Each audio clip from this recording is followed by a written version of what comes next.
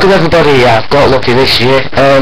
So this is a nice little soldering set.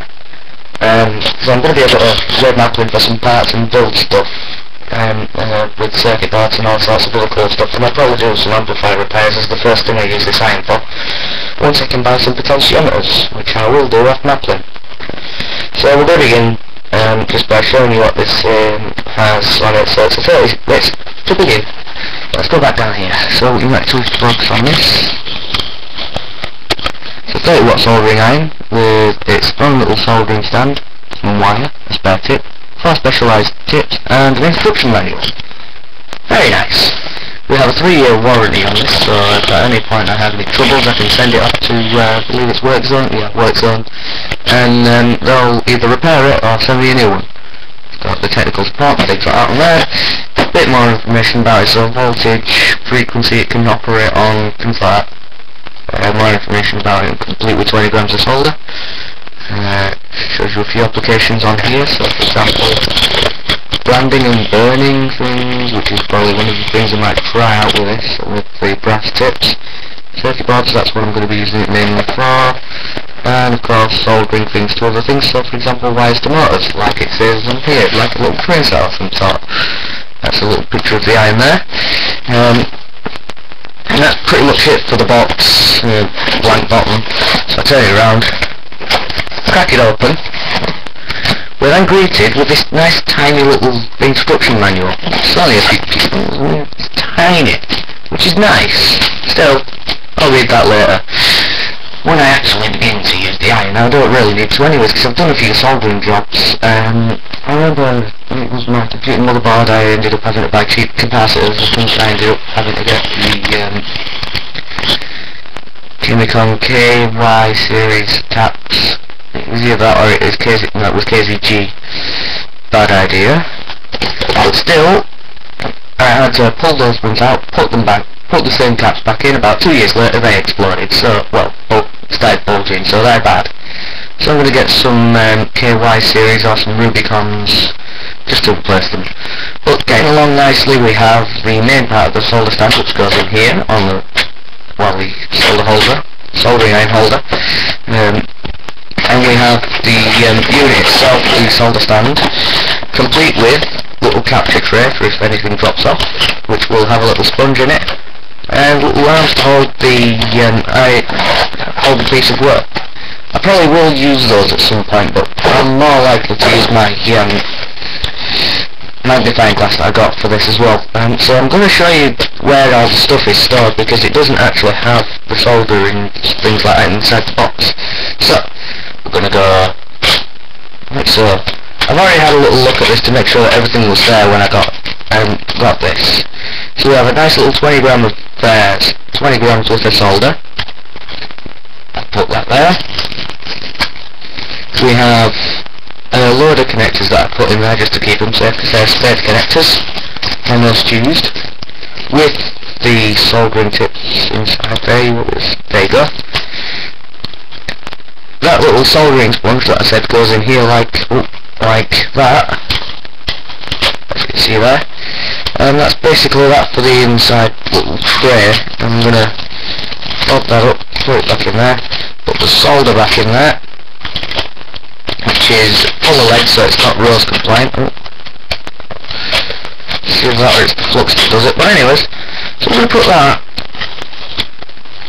pull it together and put it to one side for now while I get in here.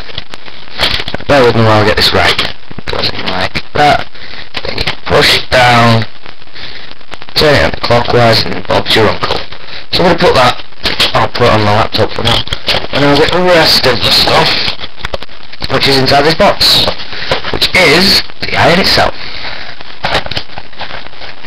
Okay, so I'll get the iron out, put the box to one side for now, and get you a nice little view of it. That's pretty much it right away. Standard UK 3-pin plug, I believe a 5 amp fuse of some sort in there, something like that. 5 amps, just a little label for that. No logos or anything apart from on the top of it. I'll focus in on that for you.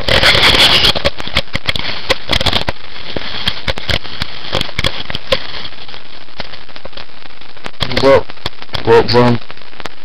As a model number, if you know what device it is, it's obviously a soldering iron. Works for 30 watt made in Austria, which is pretty cool.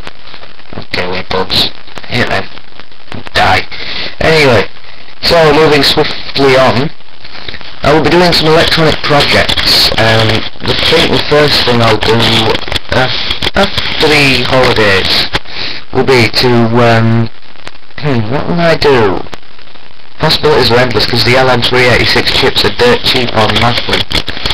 Check it out, it's pretty awesome. And I think it's $179 for one chip, which is pretty cool. It's cheap. It's like 99p. It's out of the two anyways, I'll have a look later. But yeah, I've got that, and I've also got a nice little toolkit to go with it as well, so I can actually build stuff properly as well. So I've got the soldering iron with stand and spare rods and ends, which is awesome. So I'm going to put these back in their box nice and safe until I can actually use them. So I'm going to put this in here first. Take the iron, put that in there.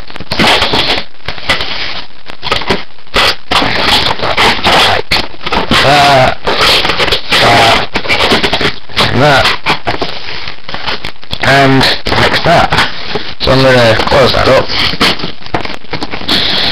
And just remember, when you're handling soldering irons, the tips do not, when they're powered up, the tips are not cold. I learned that lesson the hard way a few years ago when I was actually repairing a small device. Well, actually no, it wasn't that. It was during one of my GT classes in year 8 when I was making a steady hand game. I still don't know where I put that thing. But anyways, this is my very nice, neatly set out little toolbox. I have some precision screwdrivers and star screws here. They'll come in handy quite a lot. And then here's that soldering work holder I was talking about. It looks like a jumbled mess, but it's not really. I'll show you that in a moment. I'll get to work on showing you. Bear with me while I just set it up. Just grab this, get that, get this, get here, and get this, put that like that, and that. So on the magnifying glass, so it shows you the clip. And Bob's your uncle.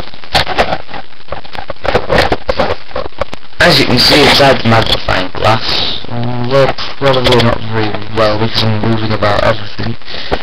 Fast on it, fair enough. You can just about see everything in there. So try and put them as close as I can together like that. Without touching like that. There you go. You can see that a little better now, can't you? The whole thing looks kind of like this. So this will definitely be coming in handy quite a lot. So I'm going to put this back now. Meter down that lads. Put it nice and neat like there. Then I've got all my terminals hidden under this. Nice little flap of nut, well 20 quid nut. That'll be going towards some parts. Couple pairs of tweezers for electronics, and I think I might store my components in here as well. So say for example if I was to have, I don't know, resistors in here, capacitors in here, batteries, stuff like that, you know, all basic stuff that you need to be able to do electronics and succeed very well. So I'm actually going to keep hold of all of this kit, use it when I can, and also film how to build equipment as well. I'm going to download some schematics and then design my boards and things like that, so I will actually be able to do this lot without a problem. So I'm glad you could join me to watch this video, so please subscribe, rate and comment, and I will see you again when I'm probably when I've been to raid Maplin and got a load of stuff to be able to build stuff with. So please subscribe, rate and comment, and thank you very much for watching.